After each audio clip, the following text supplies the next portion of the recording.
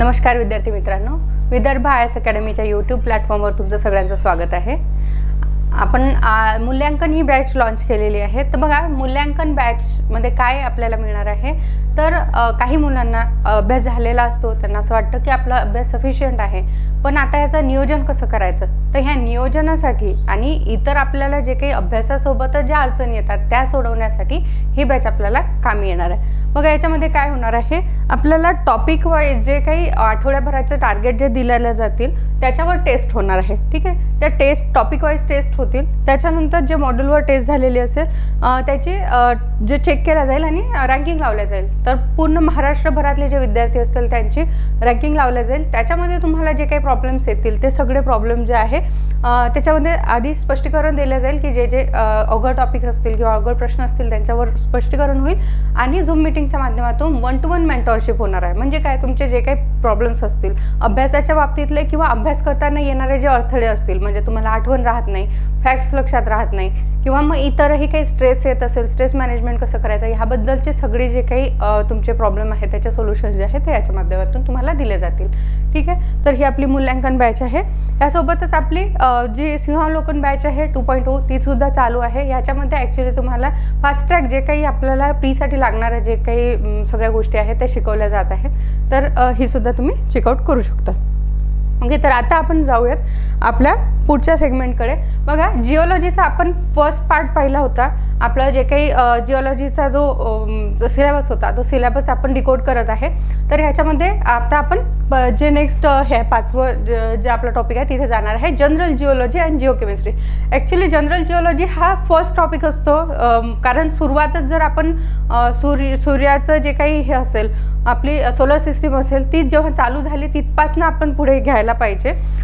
पण इथे हा 5व्या नंबरवर आलेला आहे, पण शिकत असताना आपण इथून सुरुवात करूयात। म्हणजे आपल्याला सोलर सिस्टीम कशी बनली, त्याच्यानंतर आपली पृथ्वी कशी बनली, ह्या सगळ्या सिक्वेन्समध्ये आपल्याला हे सगळं शिकायचं आहे। ठीक आहे, त्याच्यामध्ये काय काय असेल ते बघूया आपण। याच्यामध्ये बघा, द सोलर सिस्टीम आपण पाहणार आहे। तर सोलर सिस्टीममध्ये याचे हायपोथेसिस काय होते, नेब्युलर हायपोथेसिस असेल किंवा मग बिग बँग थेरी असेल, हे सगळ्या गोष्टी आपण पाहणार आहे। त्याच्यानंतर मेटेरॉइड्स जे असतात ते पाहणार आहे, ते काय असतात, त्याचं ओरिजिन काय असतं। ठीक आहे, आणि त्याच्यानंतर interior of the earth. Meteoroid आपल्याला महत्त्वाचे काय आहे, तर मेटेरॉइड शिकत असताना आपल्याला पृथ्वीचं अंतरंग कसे असेल, इतर जे काही प्लॅनेट्स असतील ते कसे असतील, ह्या सगळ्या गोष्टींचं सुद्धा तिथे माहिती मिळत असते। त्याच्यामुळे आपण हे जे आहे हे इथे पाहणार आहे, मेटेरॉइड्स काय असतात वगैरे, त्यांचं ओरिजिन आणि इंटेरियर ऑफ द अर्थमध्ये काय आहे की कोर, मॅन्टल आणि क्रस्ट हे कसे बनलेले आहे, कोरच का इतका आतमध्ये आहे, तिथे कोणते असे जे मिनरल्स वगैरे आहेत की ज्याच्यामुळे कोर ते सगळे आतमध्ये जमा झाले, मॅन्टल का वर आहे त्याच्या वर क्रस्ट कसा काय तयार झाला आणि क्रस्ट कसा तरंगतोय मॅन्टलवर, ह्या सगळ्या ज्या गोष्टी आहेत त्या आपण इथे पाहणार आहे। ठीक आहे, मग हे होत असताना आपण रेडिओ ॲक्टिव्हिटी पाहणार आहे आणि ह्या रेडिओ ॲक्टिव्हिटीमध्ये एज ऑफ अर्थ कसं काढायचं त्याच्यापासून ते आपण पाहणार आहे। बघा, काही रेडिओ ॲक्टिव्ह सबस्टन्सेस असतात, त्या रेडिओ ॲक्टिव्ह सबस्टन्सेसमुळे जे आहे हीट वगैरे जनरेट होते आणि त्यांचा जो काही पिरियड असतो, हाफ लाईफ पिरियड जो असतो, त्याच्यावरून आपण अर्थमध्ये ते किती वर्षापासून आहेत, किती जुने आहेत किंवा किती नवीन आहे, याच्यावरून आपण अर्थमधल्या ज्या काही गोष्टी आहेत त्या कॅल्क्युलेट करू शकतो, त्याचं एज वगैरे जे आहे ते कॅल्क्युलेट करू शकतो। ठीक आहे, मग हे केल्यानंतर आपल्याला बघा, जेव्हा आपण इंटेरियर ऑफ द अर्थ शिकत असतो तर आपल्याला लक्षात येईल की इंटेरियरमध्ये काही गोष्टी अशा होत असतात, मॅन्टलमध्ये काही अशा गोष्टी होत असतात की ज्याच्यामुळे वेगवेगळ्या घटना घडत असतात, जसं की प्लेट टेक्टॉनिक्समध्ये काय आहे, वेगवेगळ्या बाउंड्री असतात, डायव्हर्जंट बाउंड्री, कन्व्हर्जंट बाउंड्री, ठीक आहे, ट्रान्सफॉर्म बाउंड्री। तर ह्या सगळ्या बाउंड्रीजच्या जेव्हा मुवमेंट होतात तेव्हा तिथे वेगवेगळ्या गोष्टी जे काही घडत असतात त्याच्यामुळे वेगवेगळे फीचर्स जे आहेत ते फॉर्म होत असतात। तर त्याच्यामधलं एक आहे आयलंड आर्क। ठीक आहे, तर आयलंड्स बनत असतात, ते आयलंड कसे वर येतात वगैरे ते पाहणार आहे आपण। ठीक आहे, डीप सी ट्रेंचेस कसे बनत असतात, तिथे कुठली गोष्ट घडल्यामुळे, म्हणजे समुद्राचं जे आहे तळाशी जे आहे ते इतक्या मोठ्या डीप ट्रेंचेस कशा बनल्या ते आपण पाहणार आहे। मिड ओशनिक रिज जे आहे ती आपण पाहणार आहे। ठीक आहे, मिड ओशनिक रिज काय आहे, की समुद्राच्या मधोमध एकदम खूप अशी खोल दरीसारखी दरी आहे आणि ती खूप जास्ती खोल का आहे, कारण समुद्राचे जे कडे आहेत ते दोन कडे जात आहेत समुद्र, आणि मधला जो भाग आहे तो खचल्या जातोय.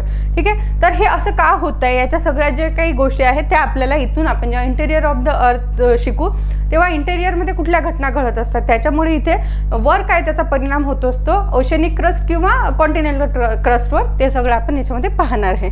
ठीक आहे, कॉन्टिनेंटल ड्रिफ्ट थेअरी पाहणार आहे आपण. कॉन्टिनेंटल ड्रिफ्ट थेअरी म्हणजे काय आहे, असं अज्युम केलं जातं की एक मोठं कॉन्टिनेंट होतं, ते सुपर कॉन्टिनेंट स्प्लिट होऊन ते वेगवेगळ्या दिशेला त्याचे जे फ्रॅगमेंट्स आहेत ते पसरले, आणि ते करोडो वर्ष जे ते झाल्यानंतर त्यांची मुवमेंट झाल्यानंतर जे आहे ते कुठेतरी स्थिरावले आहेत सध्या, आणि ते त्यांची मुवमेंट होत आहे पण ती थोडी स्लो झालेली आहे. ते जसं इंडिया हा मॅदागास्कर आणि आफ्रिकेला लागून असलेला जो प्रदेश आहे इंडिया, हा वरवर जात जात हिमालयास बनवण्यासाठी युरेशियाकडे गेला आणि तिथे हिमालय तयार झाले. ह्या सगळ्या गोष्टी ज्या झाल्या त्या आपण इथे शिकणार आहे. ठीक आहे, कॉन्टिनेंटल ड्रिफ्ट एव्हिडन्सेसमध्ये याचं मेकॅनिक्स काय असतं, ठीक आहे, कशामुळे होतात, त्याच्यात फोर्सेस कुठले असतात ते पाहणार आहे. सी फ्लोअर स्प्रेडिंग पाहणार आपण, सी फ्लोअर कसा वाढत आहे, त्याच्यामध्ये काय मेकॅनिक्स असतं, त्याच्यामध्ये कुठले फोर्सेस त्याच्यावर ॲक्ट करत असतात आणि त्याचे परिणाम काय होत असतात, हे सगळं आपल्याला इथे पाहायचं आहे. ठीक आहे, प्लेट टेक्टोनिक्स, प्लेट कशा मुवमेंट होतं, त्याला कोणते फोर्सेस त्याचं मुवमेंट करतात, ते जिथे जिथे ज्या बाउंड्रीज आहेत त्या बाउंड्रीज कशा प्रकारचे लँडफॉर्म जे आहे ते बनवत असतात. एक काही ठिकाणी माउंटेन बनतात, कुठे आयलंड बनतात, कुठे आग्स बनतात, तर वोल्कॅनोज बनतात. ठीक आहे, हे कसं होतं हे सगळं शिकलं जातं. ठीक आहे, त्याच्यानंतर वेगवेगळ्या प्लेट जेव्हा जवळ येतात तर तिथे काही ठिकाणी भूकंपप्रवण क्षेत्र जे आहे ते तयार होतात. असे का तयार होतात, तिथे ती एनर्जी रिलीज कशी काय होते हे सुद्धा आपल्याला इथे पाहायचं आहे. नेक्स्ट आहे आयसोस्ट्रसी. मग आयसोस्ट्रसी म्हणजे काय आहे की काही जे कॉन्टिनेंट्स आहे जे ते आपल्या मॅन्टलवर आणि खालचा जो काही सबसर्फेस आहे जो डेन्स आहे त्याच्यावर तरंगत आहे.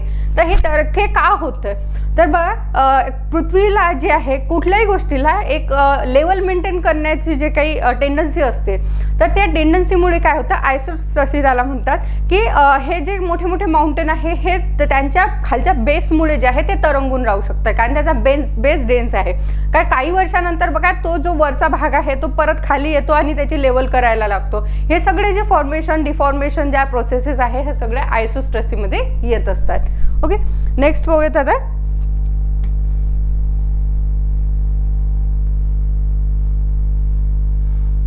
तर याच्यामध्ये बघा cosmic abundance of elements. Cosmic म्हणजे काय असतं, जे काही आपला स्पेसशी रिलेटेड आहे, ज्या सेलेस्टियल ज्या काही गोष्टी असतात त्याला आपण कॉस्मिक म्हणतो. ठीक आहे, कॉस्मिक म्हणजे युनिवर्समध्ये प्रेझेंट असलेल्या गोष्टी.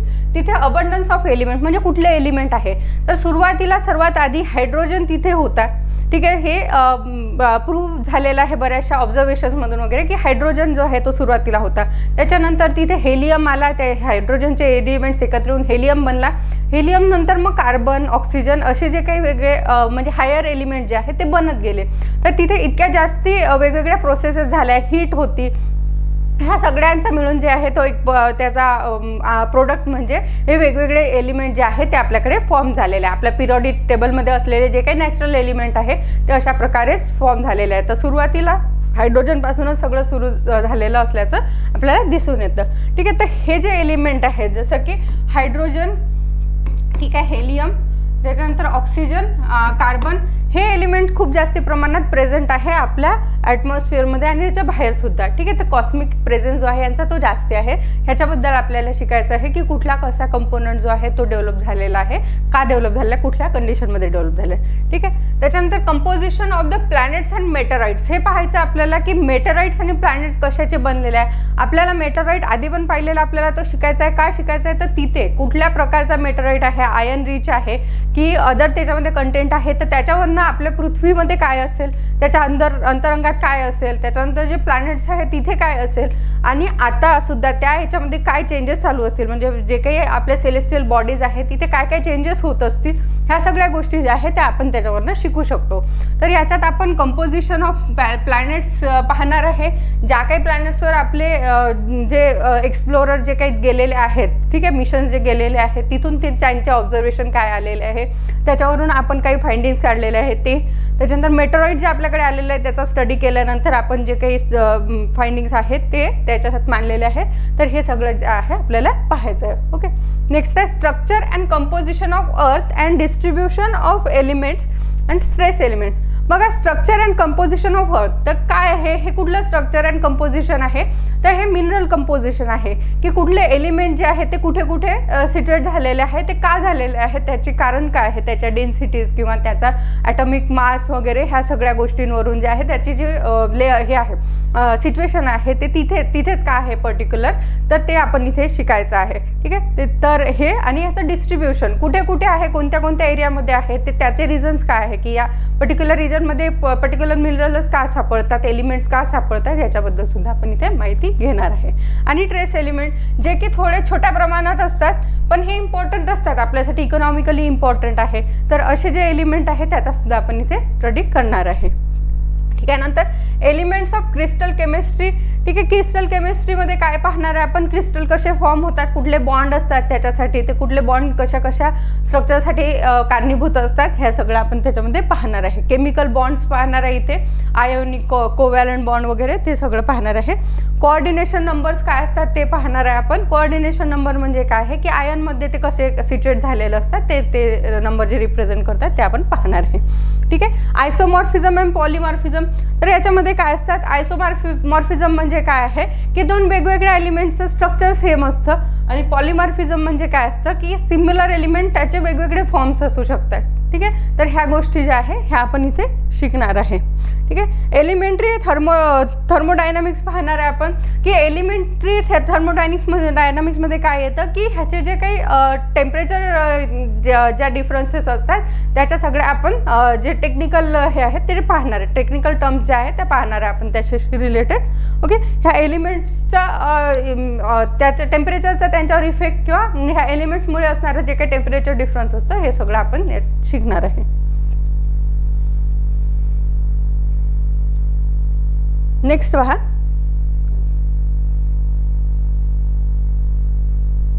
मिनरॉलॉजी अँड इकॉनॉमिक जिओलॉजी. आता मिनरॉलॉजी आणि इकॉनॉमिक जिओलॉजी जे आहे आपल्यासाठी खूप महत्त्वाचं आहे, कारण आपलं जे काही सगळं शिकण्याचं महत्त्वाचं कारण असतं की आपल्याला इकॉनॉमिक बेनिफिट यातनं जास्तीत जास्त मिळवायचं असतं. ओके, तर classification of crystals into system and classes of symmetry. तर क्रिस्टल कसे कसे आपण तिथे जे आहे सेपरेट करत असतो, म्हणजे कुठलं त्याचं सिच्युएशन कसे कसे त्याचे ॲटम ची रचना आहे. ठीक आहे, तर काही क्वाड्राहेड्रल असतात. ठीक आहे, तसे जे पॉलिहेड्रल वगैरे जे असतात ते आपण ते कसे सिच्युएट केलेलं असतं, त्याची जी हे आहे क्रिस्टलचं फॉर्मेशन ते पाहत असतो. ठीक आहे, त्याच्यानंतर क्लासेस ऑफ सिमेट्री, त्याच्या सिमेट्री कशा आहे त्याचे क्लासेस आपण पाहत असतो. Use of projection diagram to represent crystal symmetry. बघा, मग क्रिस्टलमध्ये जे काही आपली सिमेट्री आहेत ते त्याच्या आपण रेज काढतो आणि त्या प्लेनशी कसे ते कुठे इंटरसेक्ट होतात त्याच्यानुसार आपल्याला त्याची सिमेट्री जी आहे ती माहिती पडत असते, ते आपण याच्यामध्ये पाहणार आहे. क्रिस्टल डिफेक्ट्स पाहणार आहे. क्रिस्टल डिफेक्ट काय येतात, ते कसे आयडेंटिफाय करतात, त्याच्यासाठी कुठल्या टेक्निक्स वापरतात, ह्या सगळ्या गोष्टी ज्या आहेत त्या आपण पाहणार आहे. कुठल्या क्रिस्टलमध्ये कुठलं एलिमेंट आला की त्याच्यानंतर कसा त्याचा फॉर्म चेंज होतो, ह्या सगळ्या गोष्टी सुद्धा आपल्याला इथे पाहायच्या आहेत. ओके, नेक्स्ट आहे element of x ray crystallography.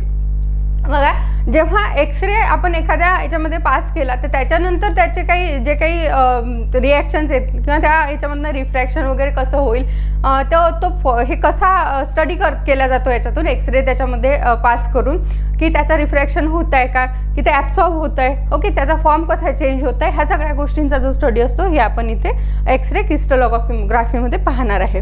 Petrological microscope आणि ॲसेसरीज. बघा, पेट्रोलॉजिकल मायक्रोस्कोप म्हणजे काय आहे, की आपल्याला आपल्याला दगडांमध्ये असणारे जे काही छोटे छोटे कंपाऊंड्स आहे, मिनरल्स आहेत, त्याचा स्टडी करायचा असतो. प्लस त्याच्यामध्ये असणारे जे काही मायक्रो ऑर्गॅनिझम्स असतात त्याचे सुद्धा आपण स्टडी करत असतो की ह्यांचा इफेक्ट काय होतो एकमेकांवर. ओके, हे स्ट्रक्चर जे आहे, ही मांडणी जी आहे ती स्टडी करण्यासाठी जे काही आपण वापरतो त्याला म्हणतो आपण petrological microscope. Okay, optical properties of common rock forming minerals. बघा, रॉक फॉर्मिंग मिनरल्स जे असतात ज्यांच्यामुळे जे आहे दगडांसारखं फॉर्म भेटलेला असतो, ते मिनरल कंपोजिशन असतात वेगवेगळे. तर ह्यांच्या काही वेगवेगळ्या हे असतात, त्याच्या प्रॉपर्टीज असतात. त्या प्रॉपर्टीज कशा असतात की त्याच्यामध्ये आपण जेव्हा लाईट सोडतो तर त्या लाईट रिफ्रॅक्ट किती होतो, रिफ्लेक्शन कसं होतं, त्याच्यानंतर कुठल्या अँगलला जे आहे ते रिफ्लेक्शन करणं किंवा रिफ्रॅक्शन करणं बंद करतं. ह्या सगळ्या ज्या गोष्टी असतात त्या आपण ह्याच्यामध्ये शिकणार आहे. त्यांच्यामध्ये असलेले जे काही मिनरल्समध्ये असलेले एलिमेंट्स असतील त्या एलिमेंट्सच्या टाईपवरून आणि त्यांच्या कंटेंटवरून, म्हणजे किती प्रमाणात आहे, किती पर्सेंटमध्ये आहे, त्याच्यानुसार त्याच्या ऑप्टिकल प्रॉपर्टीज ज्या आहेत त्या चेंज होत जातात.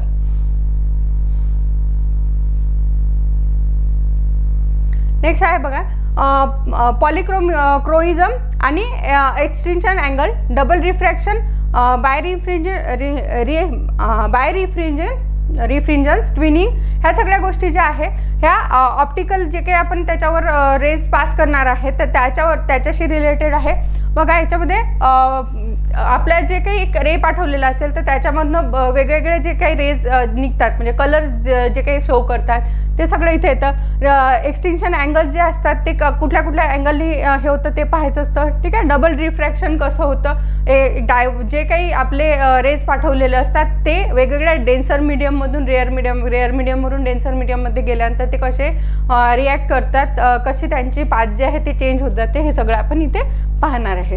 ठीक आहे, त्याच्यानंतर स्ट्रक्चरल क्लासिफिकेशन ऑफ सिलिकेट्स. तर सिलिकेटचे वेगवेगळे स्ट्रक्चर्स असतात, काही चेन असतात, काही सिंगल हे असतात मॉलिक्युल्स असतात, काही शीटच्या फॉर्ममध्ये असतात.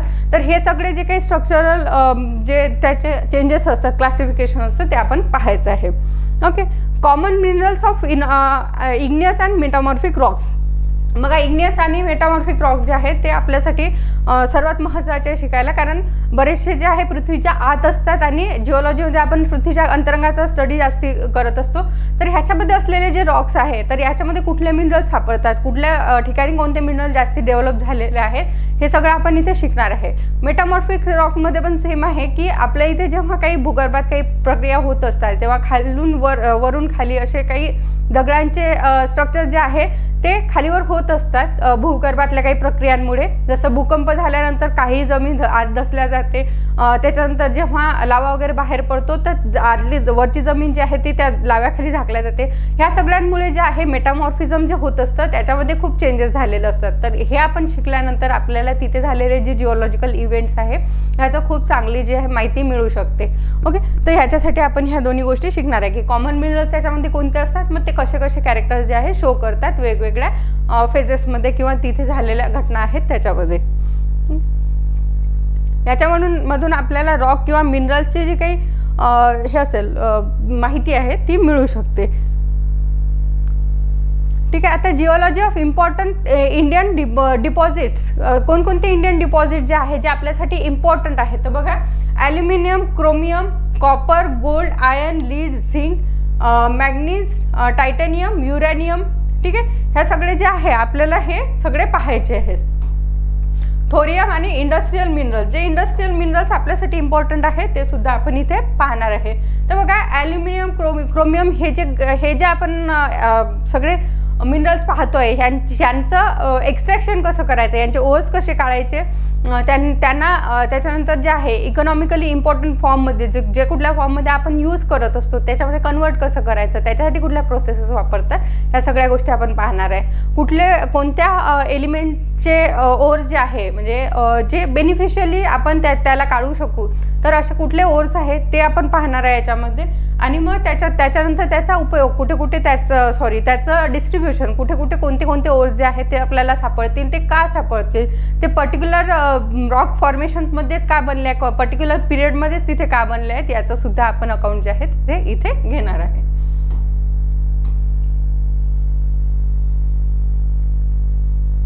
बघा, deposit of coal and petroleum in India. तर कोल पेट्रोलियम आपण कुठे कुठे सापडतं आपल्याला, जे कॉन्टिनेंटल शेल्फ आहे जसं केजी बेसिन वगैरे सारखं आहे. त्याच्यानंतर आपल्याला दिग्बोईला आपल्याला पहिल्यांदा जे आहे जे हे पेट्रोलियम रिसोर्सेस जे आहेत ते सापडले होते. तर ह्या सगळ्या गोष्टी ज्या आपण त्या शिकणार आहे, कुठे कुठे आपल्याला सापडतात आणि का सापडतात, ते त्या पर्टिक्युलर रॉकमध्येच फॉर्मेशनमध्येच का सापडतात, ह्या सगळ्या गोष्टी आपण इथे पाहणार आहे. त्याच्यानंतर नॅशनल मिनरल पॉलिसी.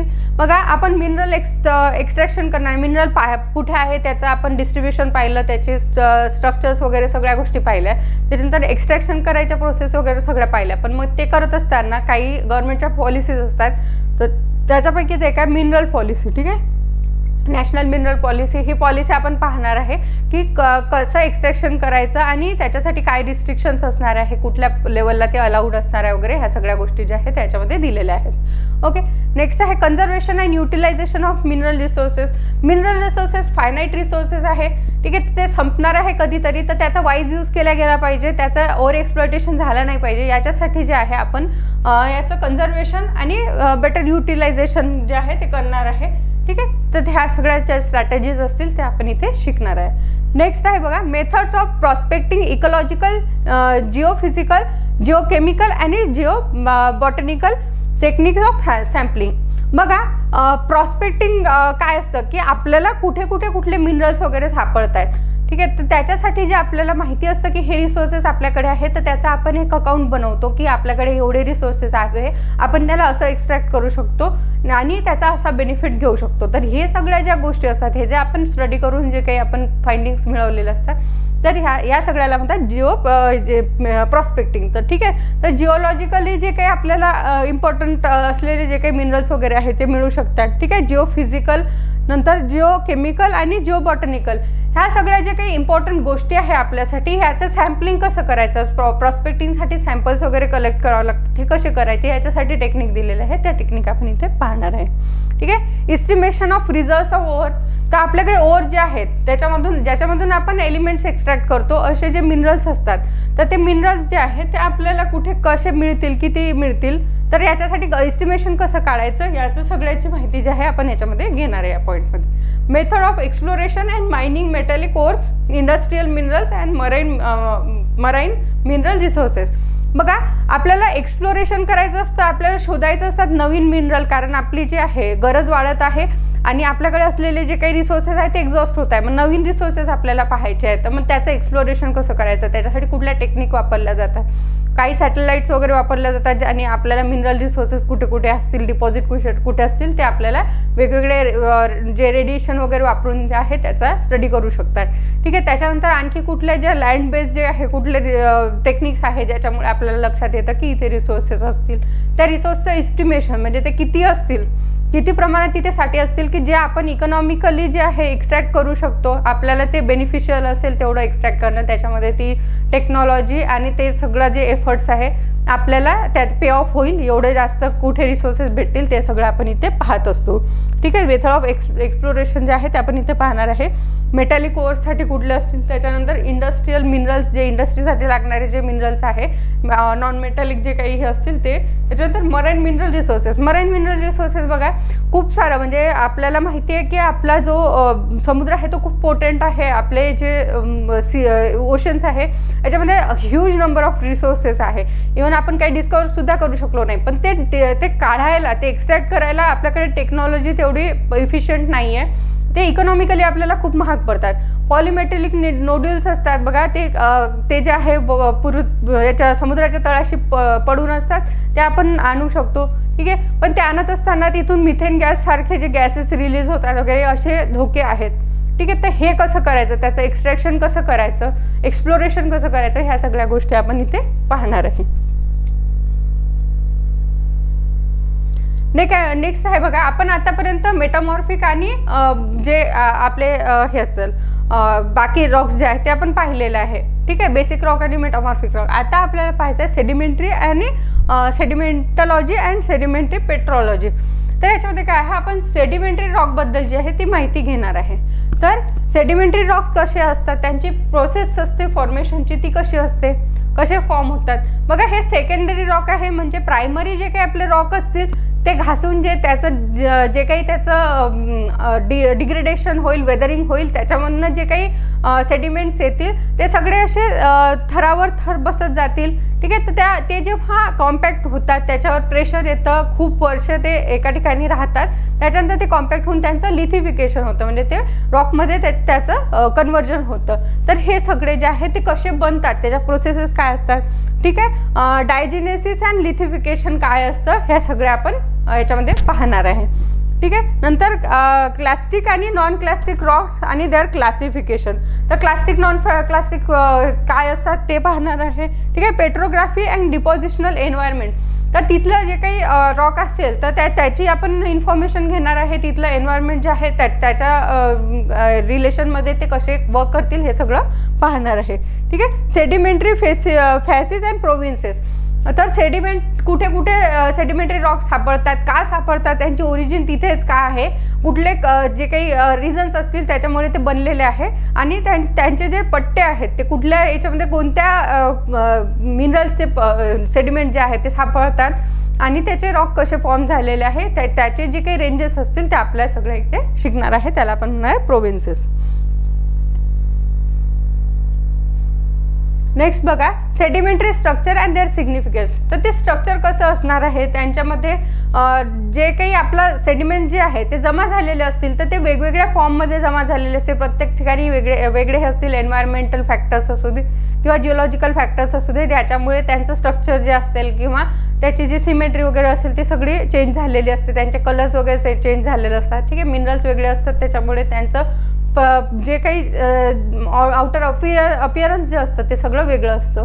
ओके. तर त्याचे स्ट्रक्चर्स आपल्याला शिकायचे, आणि त्याचे सिग्निफिकन्स काय आहे, त्याचे तसे स्ट्रक्चर असल्यामुळे काय त्याचं इम्पॉर्टन्स असणार आहे ते पाहणार आहे. Heavy mineral and their significance. बघा, हेवी मिनरल जे असतात की ते आणि त्यांचं काय महत्त्व आहे आपल्यासाठी हेवी मिनरल्सचं. कारण आपल्याला माहिती आहे की आपलं जे काही अर्थ क्रस्ट आहे त्याच्यामध्ये जे आहे जे लाईट जे मिनरल्स आहे ते वर एलिमेंट जे आहे ते वर राहिलेले आहे, बाकी जे आहे हेवी मेटल्स वगैरे जे आहे ते आत चालले गेले आहेत. तर आपल्याकडे अवेलेबल असलेले जे मिनरल्स आहे इथे कमी आहेत, तर मग त्यांचं एक्सप्लोरेशन वगैरे कसं करायचं, त्याचा यूज कसा करायचा हे सगळं आपण इथे पाहणार आहे. ठीक आहे. Sedimentary basins of India. Sedimentary basins कुठे कुठे आहे इंडियामध्ये, इंडियामधलं जे काही रॉक फॉर्मेशन आहे त्याच्यामध्ये आपण हे पाहणार आहे की सेडिमेंटरी रॉक्स जे आहे कुठे आहे. जसं बघा, आता आपल्याला माहिती आहे की बालाघाट वगैरे रेंजेस आहे, तिथे सेडिमेंटरी रॉक्स आहे खूप मोठे मोठे आणि खूप मॅग्निफिसंट स्ट्रक्चर्स जे आहे तिथे दिसतात. तर हे सगळे जे आहे आपल्याला शिकायचं आहे की का बनले तिथे तसे स्ट्रक्चर्स इतके सुंदर जे आहे ते तिथले जे टोपोग्राफी वगैरे ती कशी बनली आहे हे सगळं आपण याच्यामध्ये शिकणार आहे.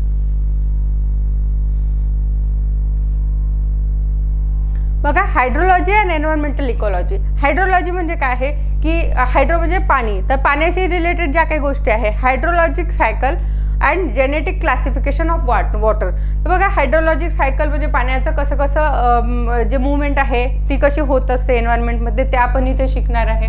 ठीक आहे. नंतर जेनेटिक क्लासिफिकेशन ऑफ वॉटर. तर वॉटरचं क्लासिफिकेशन कसं होतं आहे, अंडरग्राऊंड ते वॉटर जे असतं ते त्याला कसं नाव असतं. ठीक आहे. वर कुठे कुठे पाणी असतं, आपल्या अंडरग्राऊंड जे वॉटर असतं त्याच्या अवेलेबिलिटीनुसार त्यांचे वेगवेगळे नावं जे असतात ते दिलेलं असतात की ठीक आहे, जे कॅपिलरी वॉटर असतं वगैरे. ठीक आहे. ह्या सगळ्या गोष्टींना आपण इथे शिकणार आहे. मुवमेंट ऑफ सबसर्फेस वॉटर्स आणि स्प्रिंग. तर सबसर्फेस म्हणजे खालून जे सरफेसच्या खालून जे काही पाण्याची मुवमेंट होत असते, खाली सुद्धा नद्या वाहत असतात. ठीक आहे. मोठे मोठे झरे असतात, तर ह्या सगळ्यांचे जे मुवमेंट होत असते त्याला आपण म्हणतो मुवमेंट ऑफ सबसर्फेस वॉटर आणि स्प्रिंग. ठीक आहे. तर हे आपण इथे पाहणार आहे की कुठे होतं, कुठल्या टाईपच्या रॉक फॉर्मेशनमध्ये असे जे मुवमेंट ऑफ वॉटर आहे ती होत असते आणि का होत असते. ठीक आहे. नंतर पोरोसिटी, परमिएबिलिटी, हायड्रॉलिक कंडक्टिव्हिटी, ट्रान्समिसिव्हिटी आणि स्टोरेज कोइफिशियंट हे सगळं रॉकच्या बाबतीत आपण पाहणार आहे. पोरोसिटी म्हणजे सचित्रता त्याचं, परमिएबिलिटी म्हणजे काय आहे त्याचं जे काही तिथून पाझरण्याची जी काही हे असेल ती कॅपॅसिटी, हायड्रॉलिक कंडक्टिव्हिटी पाण्याचं तिथून किती निचरा होऊ शकतं हे वगैरे. ठीक आहे. ट्रान्समिटिव्हिटी, स्टोरेज कोइफिशियंट म्हणजे काय असतं की किती पाणी जे आहे ते धरून ठेवू शकतं किंवा ते किती पाण्याला तिथे जे आहे ते त्याच्यामध्ये जागा देऊ शकतं. ह्या सगळ्या गोष्टी ज्या आहेत त्या रॉकच्या बाबतीत आपण शिकणार आहे. ह्या टेक्निकल टर्म जे आहे की हे कसं काय असतं याचे डेफिनेशन आणि हे कसं मेजर करतात वगैरे ह्या सगळ्या गोष्टी आपण इथे पाहणार आहे. क्लासिफिकेशन ऑफ ॲक्विफर्स, तर ॲक्विफर्स जे असतील त्यांचे क्लासिफिकेशन आपण करणार आहे की ते कसे कसे असतात, सबसर्फेस कसे असतात, सरफेसवाले कसे असतात, ह्या सगळ्यांचं आपण जे आहे क्लासिफिकेशन आणि त्यांचे नावं वगैरे त्यांचे यूज वगैरे ते पाहणार आहे. Water bearing characteristic of rock, जे काही आपल्याला खालचे जे सबसर्फेस जे रॉक्स असतात त्याच्यामध्ये पाणी असतं, जसं विहिरींना बोरवेलला वगैरे पाणी लागतं तर ते रॉकमध्ये स्टोअर केलेलं असतं, तर त्याच्याशी रिलेटेड जे काही कॅरेक्टर्स असतात ते सगळे आपण इथे पाहणार आहे. ठीक आहे. ग्राउंड वॉटर केमिस्ट्री, बघा ग्राउंड वॉटरमध्ये कुठले केमिकल्स कंपाऊंड जे आहे ते याच्यामधून लिचिंग वगैरे मधून येत असतात, ते सगळं आपण इथे पाहणार आहे. ग्राउंड वॉटर आणि सरफेस वॉटर याच्यामधला जो आहे हार्डनेसचा जो डिफरन्स वगैरे असतो हा कसा काय होतो, का होतो, इथे कोणते मिनरल्स जे आहे ते जास्त ॲड होतात, ह्या सगळ्या गोष्टी आपण इथे पाहणार आहे. ठीक आहे. साल्ट वॉटर इंट्रुशन, जिथे कुठे साल्ट वॉटरचे काही जर हे असतील सोर्स असतील, जसं सी सरफेसच्या जवळ, सीच्या जवळ आपले जर हे असेल बोर्स वगैरे असतील किंवा आपले जे गोळ्या पाण्याचे जे काही सोर्सेस असतील त्याच्यामध्ये जे आहे साल्ट वॉटर जे आहे आत येऊ शकतं, तर त्या ॲक्विफर्समध्ये जे आहे त्यांचं जे काही येण्याचं प्रमाण असतं ते त्याच्यावरून जे आहे ते आपण इथे शिकणार आहे की कसं येतं आणि त्याला आपण कसं थांबवू शकतो वगैरे ह्या गोष्टी. टाईप ऑफ वेल्स, वेल कशा प्रकारच्या असतात त्याला आपण कसं त्याला क्लासिफिकेशन करतो. ठीक आहे, ते आपण पाहणार आहे इथे. ड्रेनेज बेसिन मॉर्फोलॉजी, बघा ड्रेनेज बेसिन जे असतं तर काय असतं, कुठल्याही जे नदी वगैरे असते तर त्याच्यामधनं कसं ते पाणी वाहत जातं आणि ते कसं जमिनीमध्ये मुरवलं जातं, ह्या सगळ्या गोष्टीबद्दल जे आहे आपण इथे ती माहिती घेणार आहे की ड्रेनेज बेसिनमध्ये ते कसं आपण पाणी साचवतो आणि त्याला कसं काय त्या याच्यामध्ये जे तिथले जी टोपोग्राफी आहे त्याच्यामध्ये ते जास्तीत जास्त पाणी ॲब्सॉर्ब करून घेता येईल याच्यासाठी कसं ते यूज करू शकतो हे पाहतो. ठीक आहे. एक्सप्लोरेशन फॉर ग्राउंड वॉटर, तर ग्राउंड वॉटरमध्ये ग्राउंड वॉटर असेल कुठे तर ते कसं पाहिलं जातं, त्याच्यासाठी कुठल्या टेक्निक्स वापरल्या जातात, तर त्याच्यासाठी काय मशिनरी वगैरे वापरल्या जातात, ह्या सगळ्या गोष्टी ज्या आहेत त्या आपण इथे पाहणार आहे. ग्राउंड वॉटर रिचार्ज कसं केलं जातं, ग्राउंड वॉटर आपण एक्स्ट्रॅक्ट करतो तर ते परत रिचार्ज होण्यासाठी बराच कालावधी लागतो, कारण या दगडातून जे आहे ते पाझरत जायला त्यांना बराच वेळ लागू शकतो, तर आपण होऊ शकतं की जेवढं त्या रिचार्ज होत आहे त्याच्यापेक्षा जास्ती पाणी जे आहे ते एक्स्ट्रॅक्ट करत असतो, तर हे सगळ्या गोष्टी ज्या आहे ह्या कशा आपण मॅनेज करायच्या, मेजर करायच्या, हे सगळं आपण इथे शिकणार आहे. ओके. नेक्स्ट आहे बघा natural hazards like flood, landslide, coastal erosion, environmental impact of urbanisation, हे आपण इथे पाहणार आहे. बघा नॅचरल हजार्ड, फ्लड्स पाहणार आहे आपण इथे, लँडस्लाईड पाहणार आहे, कोस्टल इरोजन आहे आणि एन्व्हायरमेंटल इम्पॅक्ट ऑफ अर्बनायझेशन हे पण पाहणार आहे. तर बघा फ्लड काय येतात, ठीक आहे, तिथे कोणती टोपोग्राफी असते, कशामुळे ते फ्लड तिथे येतात, ठीक आहे, रिक्लेमेशन वगैरे केलेलं असतं लँडचं त्याच्यामुळे बरेचदा फ्लड वगैरे येतात, कसे येतात त्याची निर्मितीचे कारणं वगैरे पाहणार आहे आपण, त्याचे जे इम्पॅक्ट होतात ते मिटिगेशन कसं करायचं, त्याच्यानंतर रेझिलियंट स्ट्रक्चर वगैरे कसे बनवायचे, ह्या सगळ्या गोष्टी आपण पाहणार आहे. लँडस्लाईड का होतात, कुठे होतात, कुठल्या एरियाजमध्ये होतात, ठीक आहे, हिमालयामध्ये होतात तर का होतात, तिथे कसं फॉर्मेशन आहे, ह्या सगळ्या गोष्टी. कोस्टल इरोजन कशाने होतं, का होतं, ठीक आहे, त्याला कमी कसं करायचं, काउंटर मेजर्स काय आहे ते पाहणार आहे. एन्व्हायरमेंटल इम्पॅक्ट ऑफ अर्बनायझेशन जे होत आहे ते अनप्लॅन्ड बऱ्यापैकी आहे, तर त्याच्यामुळे तिथे काय धोके उत्पन्न होतात, त्याला काउंटर कसं करायचं, ह्या सगळ्या गोष्टी ज्या आहेत आपण इथे पाहणार आहे. नंतर आहे open cast mining. Open cast mining म्हणजे काय आहे, सरफेसवर जे आहे डायरेक्टली तुमचं जे एलिमेंट्स असतील किंवा मिनरल्स असतील ते तुम्हाला सरफेसवरच मिळतात, तुम्ही डायरेक्ट खोदत गेले, गड्डा असा मोठा एक करत गेले तर त्याच्यामध्ये तुम्हाला ते मिनरल्स काढता येतात, एक्स्ट्रॅक्ट करता येतात. ते जमीनच्या खूप खाली नसतात, थोडे उथळ असतात. तर अशा वेळी काय होतं की खूप मोठ्या प्रमाणात जमीन जी आहे ती खोदल्या जाते आणि तिथे गड्डा पडतो, तर याच्यामुळे बरेचसे प्रॉब्लेम तयार होऊ शकतात. डायरेक्टली आपण वरून खोदकाम करतोय तर तिथे जी जमिनीची धूप होत असते, तिथून जे काही धूळ उडत असते, ह्याच्यामुळे प्रॉब्लेम क्रिएट होऊ शकतात. ह्या सगळ्या गोष्टी ज्या आहे ओपन कास्ट मायनिंग काय असतं, याची प्रोसेस कशी असते याचे इम्पॅक्ट काय असतात हे सगळं आपण इथे पाहणार आहे. Industrial and radioactive waste disposal. बघा, इंडस्ट्रियल वेस्ट आपल्यासाठी हार्मफुल असू शकतं, त्याच्यानंतर जे आपलं रेडिओ ॲक्टिव्ह वेस्ट आहे हे सुद्धा हार्मफुल असू शकतं. तर मग हे वेस्ट आपण कसं डिस्पोज करायचं, त्याच्यासाठी काय मेथड्स आहे, ते जनरेट कसं होतं, त्याला त्याचे हजार्ड काय असतील आणि त्याला डिस्पोज करण्याचे मेथड्स वगैरे काय आहे हे सगळं आपण इथे पाहणार आहे. ठीक आहे. नंतर यूज ऑफ फर्टिलायझर. आपण जो काही फर्टिलायझरचा यूज करतो आहे तर तो कुठले फर्टिलायझर कुठे यूज करायचे, काय यूज करायचे, म्हणजे बघा जिथली जिओलॉजिकली जे काही रिजन्स वेगवेगळे असतील तर त्यांच्यामध्ये असलेले केमिकल कंपोजिशन किंवा मिनरल्स असतील त्याच्यानुसार त्याची माती बनलेली असेल आणि त्या मातीवरनं आपण डिसाईड करत असतो की इथे कुठले मिनरल्स जे आहे ते आपल्याला वरून ॲड करावे लागतील. त्याच्यामुळे फर्टिलायझरमध्ये सुद्धा तेच कंपोनंट दिलेले असतात जे तिथे डेफिशियंट आहे. ठीक आहे. तर मग असे आपण जे काही फर्टिलायझर टाकू तर त्याच्याबद्दलची माहिती आपण घेणार आहे. ते एक्सेस टाकल्यानंतर तिथे काय प्रॉब्लेम होऊ शकतात, त्याचं लिचिंग वगैरे कसं होऊ शकतं हे सगळं आपण इथे पाहणार आहे. ओके. नेक्स्ट आहे dumping of mine waste and fly ash. आता माइन वेस्ट, माइनमधून जे काही आपण आणलेलं असतं, जे इम्पॉर्टंट जे काही आपले मिनरल रिसोर्सेस असतात ते एक्स्ट्रॅक्ट करतो, त्याच्या व्यतिरिक्त जे काही आपल्याला तिथे असलेलं रबिश असतं ते कुठेतरी डंप केल्या जातं. तर ते डंप करत असताना त्याच्यामध्ये बरेचदा रेडिओ ॲक्टिव्ह एलिमेंट असण्याची शक्यता असते किंवा तिथून मिथेन किंवा कार्बन डायऑक्साईड रिलीज करणारे जे काही तिथे हे असू शकतं, मटेरियल असू शकतं. ठीक आहे. तर हे आपल्यासाठी हार्मफुल असू शकतं, ह्युमन लाईफसाठी किंवा अदर लाईफसाठी सुद्धा हार्मफुल असू शकतं. मग हे कमी करण्यासाठी काय करू शकतो आपण ते आपण इथे पाहणार आहे. Fly ash. बघा, सिमेंट आपलं जे काही फॅक्टरीज आहे, सिमेंट फॅक्टरीज, तिथून बरेच प्रमाण आपले जे थर्मल पॉवर प्लांट्स आहे तिथून कोळसा जेव्हा जाळतात तर तिथून ॲश तयार होते, तर त्याला म्हणतात फ्लाय ॲश. तर मग हे सिमेंट इंडस्ट्रीमध्ये वापरल्या जातात. ठीक आहे. त्याच्यानंतर ब्रिक मेकिंग इंडस्ट्रीजमध्ये सुद्धा ही वापरल्या जातात, जेणेकरून जे आहे हे फ्लाय ॲश जे आहे ही जमिनीवर पडून त्या जमिनीची उत्पादकता कमी होऊ नये. तर अशा प्रकारचे जे काही बाय प्रोडक्ट बनत असतात या बाय प्रोडक्टला कसं यूज करायचं, त्याचा जो काही हार्मफुल इम्पॅक्ट आहे कसा निगेट करायचा हे सगळं आपण याच्यामध्ये शिकणार आहे.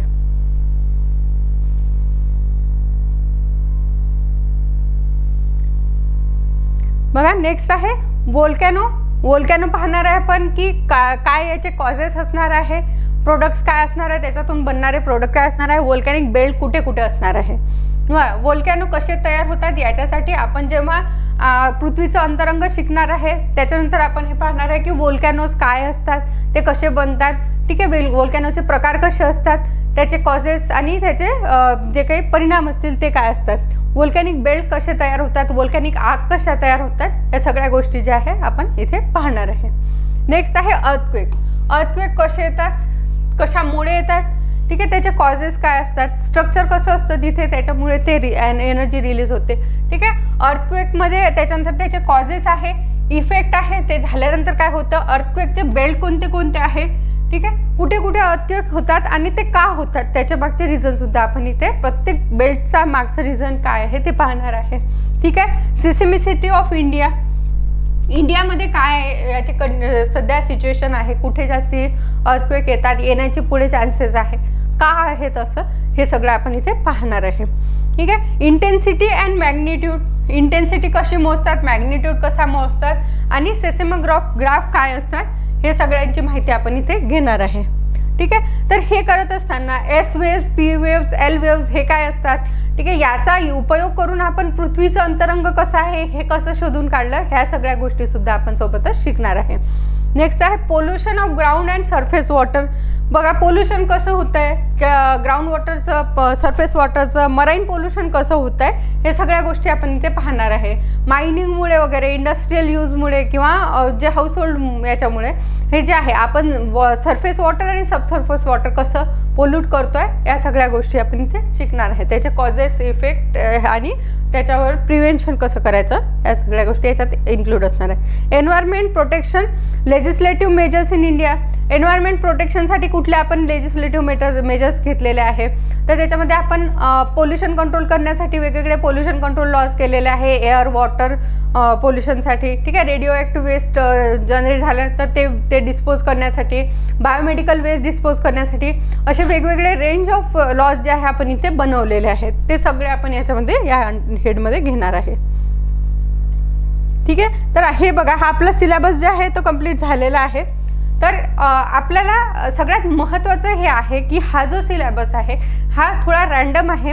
याला व्यवस्थित अरेंज करून जे आहे हा 1 बाय 1 जे टॉपिक आहे ते लिंक करून शिकायचे आहेत. ठीक आहे, तर सगळ्यात पहिले काय येणार आहे की सोलर सिस्टीमचं फॉर्मेशन कसं झालं आहे, त्याच्यानंतर आपलं पृथ्वीचं फॉर्मेशन कसं झालं आहे, पृथ्वी थंड होत गेली त्याच्यानंतर त्याचं जे डिस्ट्रीब्युशन झालं आहे कोर, त्याच्यानंतर mantle upper mantle lower mantle, त्याच्यानंतर core inner core outer core, ह्या सगळ्या गोष्टी कशा फॉर्म झाल्या, त्यांचे तसा स्ट्रक्चर फॉर्म होण्याचं कारण काय आहे, त्यांचं टेम्परेचर डिफरन्स, तिथे असलेले एलिमेंट्स, ह्या सगळ्या गोष्टी जर आपण शिकलो तर त्याच्यानंतर आपल्याला प्लेट टेक्टॉनिक्सकडे जाता येतं. प्लेट टेक्टॉनिक्समधून आपल्याला लक्षात येतं की काय काय तिथे घटना घडत असतात की ज्याच्यामुळे जे आहे सी फ्लोअर स्प्रेडिंग वगैरे ह्या सगळ्या गोष्टी येत असतात. तर तिथे आपल्याला वेगवेगळ्या थेरी शिकायच्या आहे. त्याच्यानंतर लगेच आपल्याला भूकंप, वोल्कॅनिझम ह्या सगळ्या गोष्टी पाहता येईल की ह्या गोष्टी का घडत असतात, की आतमध्ये असलेली जी एनर्जी आहे ती कशी रिलीज होते, कुठल्या बाउंड्रीज जे आहे ते कुठल्या कॉन्टिनेंट फॉर्म करतात की तिथे जे आहे हे दरी वाढवत असतात, ह्या सगळ्या गोष्टी आपण इथे पाहणार आहे. ठीक आहे, फॉल्ट कसे असतात, त्याच्यानंतर जॉईंट कसे असतात, ह्या सगळ्या गोष्टी ज्या आहेत त्या कॉन्टिनेंटल प्लेट टेक्टॉनिक सोबत आपल्याला येणार आहे. ठीक आहे, तर ह्या पद्धतीने जर आपण शिकत गेलं तर हळूहळू आपला जो काही सुरुवातीचा जो भाग आहे फिजिकल जिओलॉजीचा जे काही हे आहे, जिओलॉजीचा जो भाग आहे जनरल जिओलॉजी, तो पुन्हा आपल्याला तिथे कव्हर होऊन जाईल. आणि त्याच्यानंतर जे आहे मिनरल जिओलॉजी जे आहे ती फक्त थोडासा एक आपल्याला टफ पार्ट म्हणता येईल तो राहणार आहे. ठीक आहे, तर याच्यातलं मॅक्सिमम जे आहे ते आपलं जिओग्राफीमध्ये झालेलं आहे, त्याच्यामुळे हे पटापट आपण करू शकतो, इझी आहे थोडंसं समजायला. हे केल्यानंतर हळूहळू जेव्हा आपल्याला ह्या टर्म जे आहे त्यात फॅमिलियर होतो आपण त्याच्याशी, त्याच्यानंतर आपण मिनरल जे आहे त्या कंपोजिशन, त्याच्यानंतर क्रिस्टल फॉर्मेशन त्याचं कसं होतं, त्याचे सगळे जे फॉर्म्युलाज वगैरे स्ट्रक्चर्स वगैरे आहे ते आपल्याला लक्षात यायला सोपं जातं. आणि ते कुठे कुठे त्याचं डिस्ट्रीब्युशन आहे ते सुद्धा आपल्याला समजायला सोपं जातं, कारण आपण ऑलरेडी पृथ्वीचं जे काही आतलं स्ट्रक्चर आहे ते आपल्याला बाय हार्ट जे आहे पाठ असतं. तर त्याच्यामुळे पुढचं जे काही आपल्याला सेडिमेंटरी रॉक्स जे असतील किंवा मग तिथले फॉसिल्स वगैरे असतील हे शिकायला मदत होते. तर याच्यासाठी आपल्याला सुरुवातीला पृथ्वी तयार कशी झाली, थंड कशी झाली, त्याच्यानंतरचं ते जे लेअरिंग जे आहे ते कसं झालं हे पाहायचं आहे पहिले. त्याच्यानंतर त्याच्यासोबतच जिओलॉजिकल टाइम स्केल आपल्याला शिकायचे आणि हे सोबत शिकत असताना हे कंबाईनमध्ये जेव्हा आपण जे पुढचं जे वाचतो तेव्हा आपल्याला हे कामी येतात. ठीक आहे, तर ह्या वेळी जर अभ्यास केला तर हे पटापट लक्षात यायला लागतं. ठीक आहे, तर सेम वेळी तुम्ही जा आणि छान अभ्यास करा. All the best. थँक्यू.